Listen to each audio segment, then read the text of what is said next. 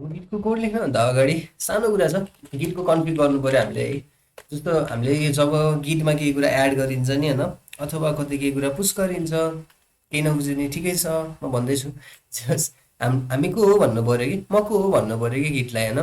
अनि चेन्जेस मैले केही गरेँ भने चाहिँ यो मान्छेले चेन्ज गर्यो भनेर रेकर्ड गर्छ नि त गिटले, त्यसैको लागि हो। भनेपछि पहिला सुरु चाहिँ हामी टर्मिनलमा जाऊँ, अनि त्यसपछि गिट कन्फिग अनि ड्यास ड्यास ग्लोबल अनि user.name अनि मेरो नाम भन्नु पर्यो। अनि यो गरेपछि चाहिँ मेरो युजर नेम त्यो हो भन्ने हुन्छ। अनि त्यस्तै हामीले अर्को चाहिँ ग्लोबल, अर्को चाहिँ इमेल पनि भन्नुपर्छ है, user.email भन्यो। अनि त्यसपछि आफ्नो इमेल भन्यो, अनि इमेल हाल्नु पर्यो पहिला। मैले आफ्नो युजर नेम भने आफ्नो इमेल भने भयो कि नै भनेर चेक गर्न नि मिल्छ। गिट कन्फिग अनि त्यसपछि user.name भन्यो भने मेरो नाम के नाममा सेभ छ भनेर देखाउँछ है, रिजन बी ठिक छ। अनि त्यस्तै गिट कन्फिग user.email गऱ्यो भने मेरो इमेल यो छ भनेर देखाउँछ, मेरो नाम छ अनि मेरो मेल छ, यति भएपछि भयो होइन। अनि यसपछि मैले म कहाँ छु भनेर खोज्नु मैले चाहिँ, अनि मैले चाहिँ डकुमेन्ट्समा काम गर्छु भनेर थिएँ होइन। अनि डकुमेन्ट्समा के छ हेरौँ, खासै केही पनि छैन। भने चाहिँ मैले यहाँभित्र एउटा नयाँ डिरेक्टिभ बनाएँ, पिज्जा भनौँ न, पिज्जा भनौँ अथवा केही टेस्टै भनौँ है। अनि टेस्टको भित्र जाऊँ, अनि यो फोल्डर छ नि, यो फोल्डर चाहिँ हामीले VS कोडले खोलौँ, कोड स्पेस डट गऱ्यो भने खुल्छ होइन। अनि यो अहिलेलाई त खाली छ नि त, भने चाहिँ हामीले यहाँभित्र केही बनाउनु पर्यो। अनि टर्मिनल यहीँभित्र पनि हुन्छ है, यहीँभित्रको टर्मिनल गर्दा नि हुन्छ, यहाँ तल एकचोटि क्लिक हान्ने अनि त्यसपछि यहाँ आउँछ, अनि यता टर्मिनलमा जाँदाखेरि हुन्छ है, त्यही गर्दा हुन्छ।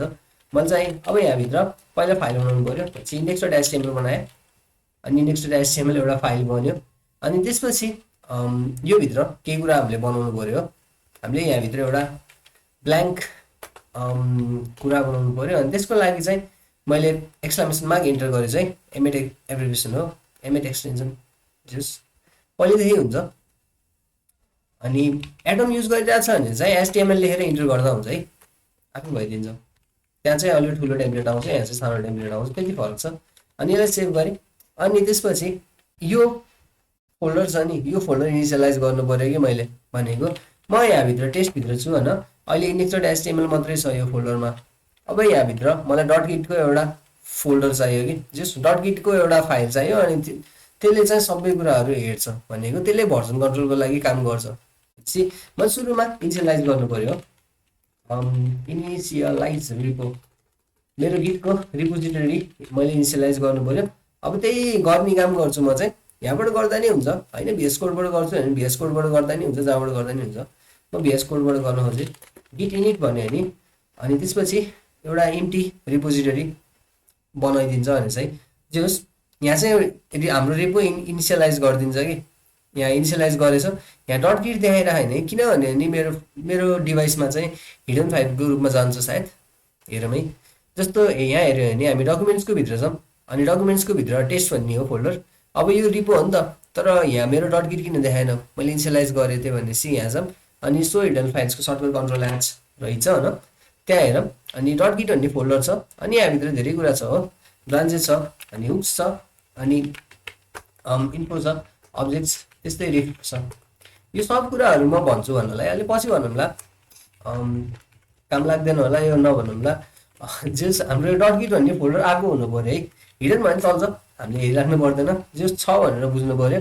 विन्डोजमा चाहिँ यतिकै देखाउँछ है, हिडन हुँदैन, त्यो। अनि त्यसपछि हामीले त्यही रिपो बनाउनु पर्यो पहिला सुरु।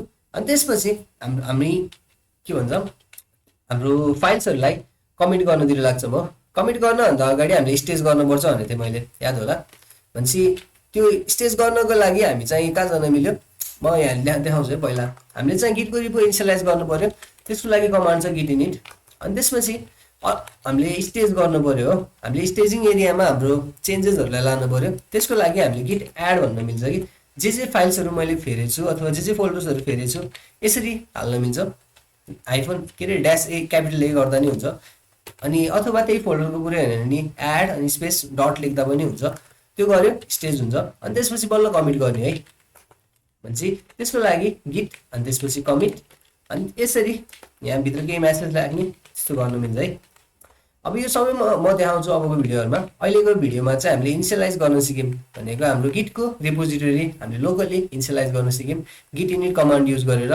अनि हामीले गिट इनिट कमान्ड टर्मिनलमा हान्ने हो, यहाँ हान्दा नि हुन्छ, अथवा हाम्रो टर्मिनलमै हान्दा नि हुन्छ, यहाँ हान्दा नि हुन्छ, अथवा इन्टिग्रेटेड टर्मिनल भीएस कोडको त्यहाँ हान्दा नि हुन्छ है।